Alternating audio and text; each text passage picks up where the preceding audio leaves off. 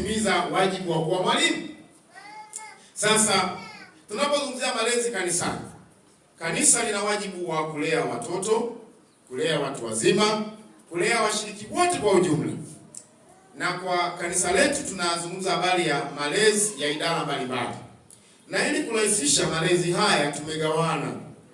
Mchungaji anaanza juu, wazee wa kanisa wanafuata, wakuu wa maidara wanafuata chini yake, na wasaidizi wengine mbalimbali chini ya hayo maidara.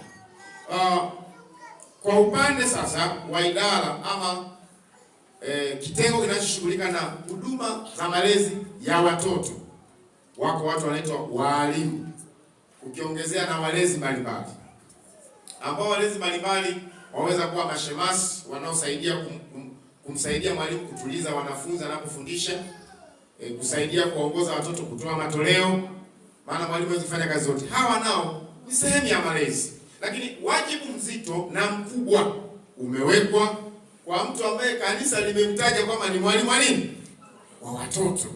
Na ndio maana leo si ajabu tumekaa hapa kupeana charge ya kazi, kupeana nguvu ya namna gani iliyo bora ili tunapowalea hawa watoto watembee katika njia sahihi. Sasa nianze hivi. Hili ni kanisa. Haleluya. Kanisa hili